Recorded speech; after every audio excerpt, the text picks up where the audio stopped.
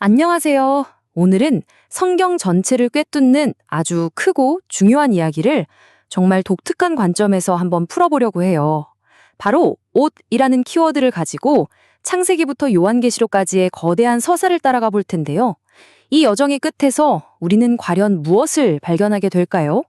자, 한번 이렇게 상상해 보면 어떨까요? 만약에 말이죠. 성경에 나오는 그 모든 이야기, 그러니까 창조부터 타락, 구원까지 전부 옷이라는 이 키워드 하나로 설명이 가능하다면 어떨 것 같으세요? 바로 이 질문이 오늘 우리가 함께 떠나볼 탐험의 핵심입니다. 좋습니다. 그럼 그 이야기의 첫 장부터 한번 열어보죠. 바로 인간의 가장 원초적인 상태, 그러니까 죄가 들어오기 전에 완벽했던 그 모습에서부터 시작해 보겠습니다. 여기서 벌거벗었다는 말이 그냥 우리가 생각하는 그런 물리적인 상태의 그 이상을 의미한다는 게 중요해요. 이건 뭐랄까, 죄가 없어서 부끄러움도 없고 보이지 않는 하나님의 영광으로 온몸이 감싸져 있는 그런 완벽한 상태를 말하는 거죠. 그러니까 죄도 없고 부끄러움도 없이 하나님과 정말 완벽하게 소통하던 상태. 이게 바로 인류가 처음 입었던 옷, 바로 하나님의 영광이었던 거예요. 근데 아시다시피 이 완벽한 상태가 계속되진 못했죠. 자, 바로 여기서 이야기의 흐름이 완전히 바뀝니다. 인류가 타락하고 나서 곧바로 어떤 일이 벌어졌는지 한번 보죠. 정말 모든 게 한순간에 바뀌어버립니다. 와, 이 변화를 좀 보세요. 정말 극적이지 않나요? 죄가 세상에 들어오자마자 인간의 상태가 그야말로 수직으로 낙하합니다.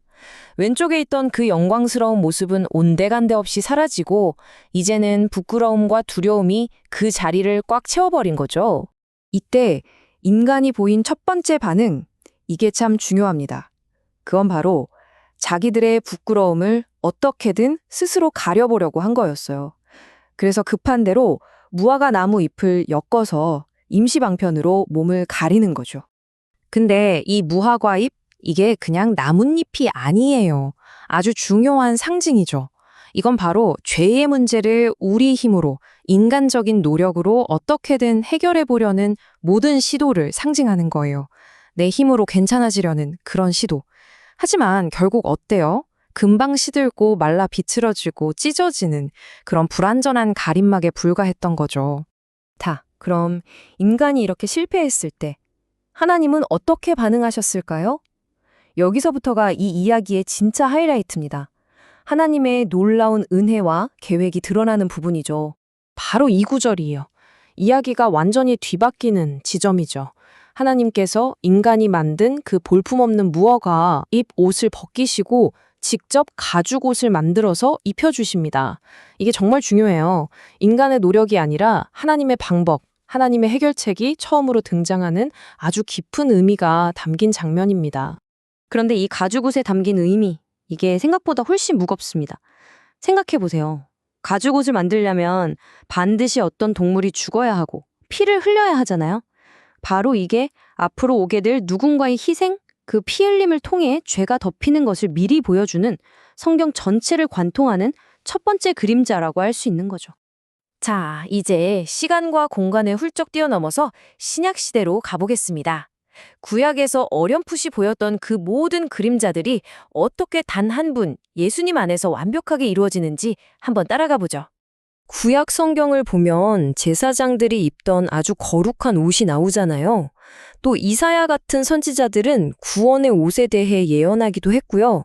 이런 것들이 전부 다 사실은 앞으로 올 진짜 실체를 가리키는 일종의 예고편, 이정표 같은 거였어요. 그리고 마침내 신약시대로 와서 이 모든 개념이 아주 명확하고 직접적인 권면으로 나타납니다. 그게 뭐냐면 바로 주 예수 그리스도로 옷 입으라는 거예요. 예수님 자체를 우리의 옷으로, 우리의 새로운 신분으로 삼으라는 거죠. 그럼 그리스도로 옷는다는 게 대체 무슨 뜻일까요? 이건 그냥 겉모습만 살짝 바꾸는 그런 차원의 얘기가 절대 아니에요.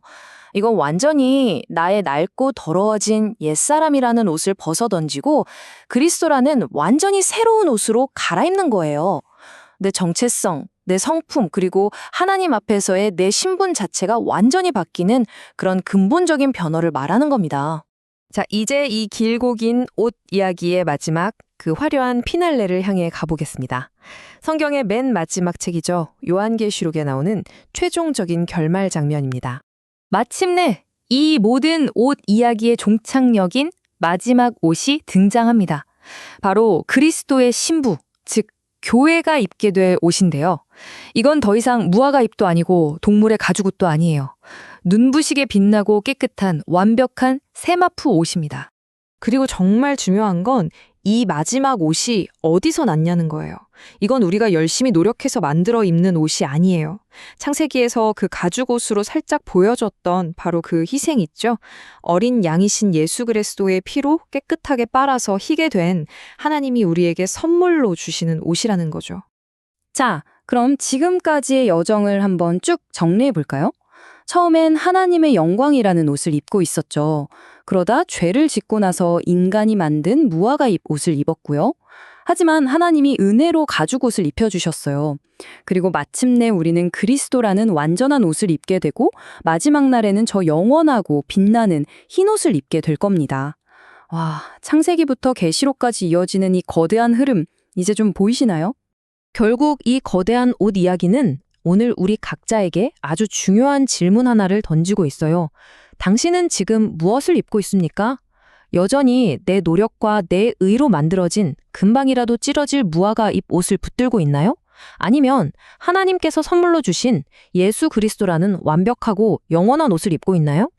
바로 이 질문이 성경의 옷 이야기가 오늘 우리에게 던지는 가장 핵심적인 질문이 아닐까 싶습니다.